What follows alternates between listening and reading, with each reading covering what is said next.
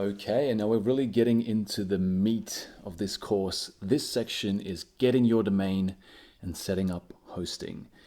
So for those of us who aren't too tech savvy, a domain is basically your website name.com, and hosting is a place for your website to be on the internet. There's many different providers that provide domain buying services and hosting. You can think of one as buying the house and the other one as buying, as I guess, renting the space for the house to be on, I guess, if that makes sense. So that's domain and hosting. There's a lot of providers, but the one we're going to go with today is Bluehost, and there's a very good reason for that.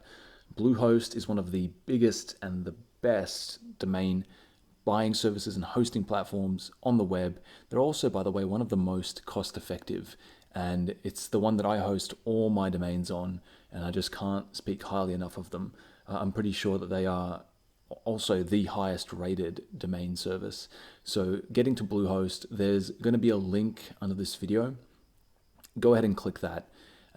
It'll take you through to a special link, and you're going to end up on the Bluehost homepage, which is here. And then basically what we're going to do is just click Get Started Now. So within Bluehost, you've got three plans. You've got Basic, Plus, and Prime. What I would suggest is if you really plan on building like a huge sort of portfolio of websites, you might consider Plus and Prime. But really, all I think you need is Basic. It's actually the plan I've got right now, and it's more than enough for me, and I've got multiple websites. So what you get with the Basic plan, which is only $3.95 per month without any discounts, and I'm going to show you how we might get a discount later, is you get one main website, 50 gigs of website space. Now that's a lot of space, guys, for websites. Unmetered bandwidth, like all of them. You get standard performance, like all of them, which is pretty fast, to be honest. You get one included domain. So that's your name. As soon as you go for this service, you basically get your domain for free. So that could be yourname.com or whatever it is that you want. And then 5 parked domains. So these are domains that you might pick up, but you don't really want to, I guess, host just yet. You can basically save them for a later date. And then there's subdomains, 25 of them you get with this basic package. And these are basically like other websites. You know, they're the same thing. You can actually have a main domain and then subdomains underneath with their own, whatever it is, .com name. They look exactly like a normal website. It's just basically, it's telling you that you can have a total of 26 websites. Along with that, 5 email accounts and 100 megabytes of storage per account, which is pretty sweet. So let's go ahead and click Basic. So here we go. It's asking you what you want your name.com to be. I'm just going to go ahead and think of one for myself. Let's call it Zane's Awesome Website.com. You can decide what you want yours to be. I'm just being a bit goofy. Okay, so now we're on the create an account screen. What I'd suggest you do is go through all of these, I guess, fields here, fill in everything you can, and then scroll down and look at the package information. Now you've got a couple of options here. I would suggest that you go for the basic 36-month package, but you can also just go for the 12-month if you prefer. If you don't want to get hosting for 36 months, 12 months is also fine. And what I'd suggest you do is untick all of these. The domain privacy protection, what that means is if you sign up your domain, what actually happens is there's some websites out there that kind of scan the web and see all the newly registered domains, and they might pick yours up and put it in their database, which means someone out there might know that you've registered a domain, and because you've filled in this information up here, it could be in the public domain area, which means they might give you a call and offer you to, I guess, enlist their services, and they might want to build your website, but you obviously don't need that because you've got this course. But if you want to protect yourself, you can go ahead and select that, and then they can't basically call you. So site backup, I don't think we need that. And then site lock security, I think that's just something gimmicky. I never use that.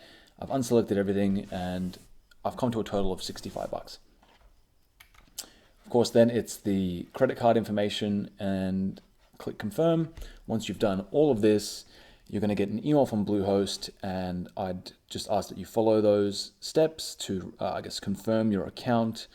And once you've done all of that, we can get to the Bluehost login page. So I'm just going to go to bluehost.com again. And then once you've done that, you can just go back to bluehost.com and then click login over here in the top right corner.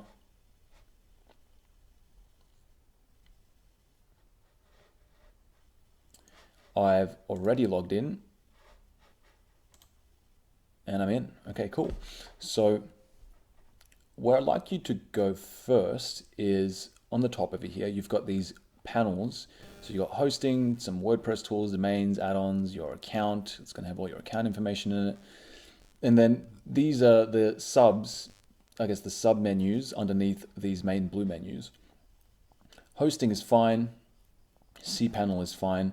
And within the cPanel, what you're going to find is a whole bunch of options when it comes to editing your hosting service and your website and adding things to it on the hosting side.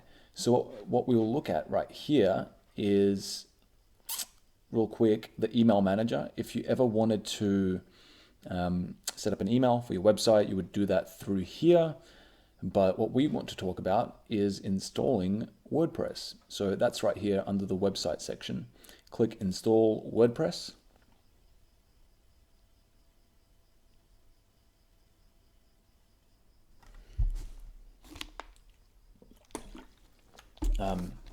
Just click continue installation.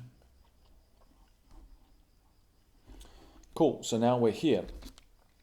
Now, since you've just purchased a domain and you've just logged in, your domain will be in this drop-down menu.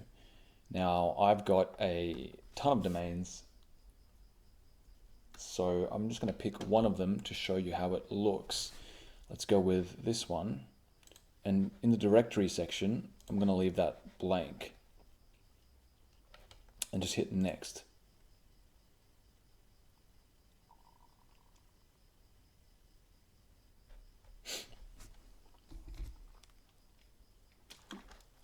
Cool, so for the site title, I'm going to call mine Zane Marketing Specialist.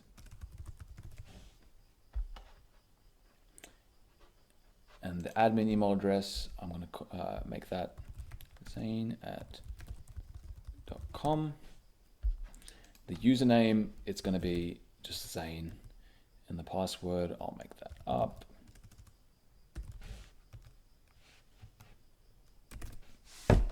Whatever, I'll change that later. Over at terms of service, just make sure all of these boxes are selected and hit next. So just like that, WordPress is preparing to install. And here we go, we're installing. As you can see in the top, it just basically tells you WordPress is installing. It's currently at 0%. I'm going to be back when it's at 100%, and then we'll go from there. Okay, so installation successful. When you're ready, view your credentials. I'm going to click that. And then it basically gives me my install location, my username and password. So if I click my install location, I get to my website domain /wp-login. Now this portion right here, you can basically keep and bookmark, or I would even just go ahead and bookmark this page right now, because this is where we log in to get to the WordPress platform and we can start building and editing our website. Now I've got my credentials here. Just going to put them in.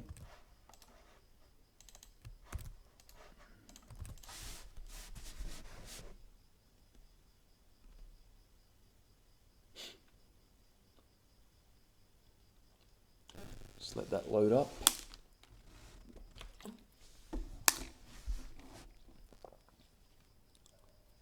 Cool, so that's basically it. We've got a domain, we've set up our hosting, we've installed WordPress, and we've logged in. So that's all for this video.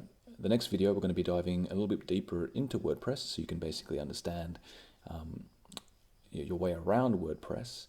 And yeah, we'll be learning a bit more about how to install our personal brand website. Catch you there.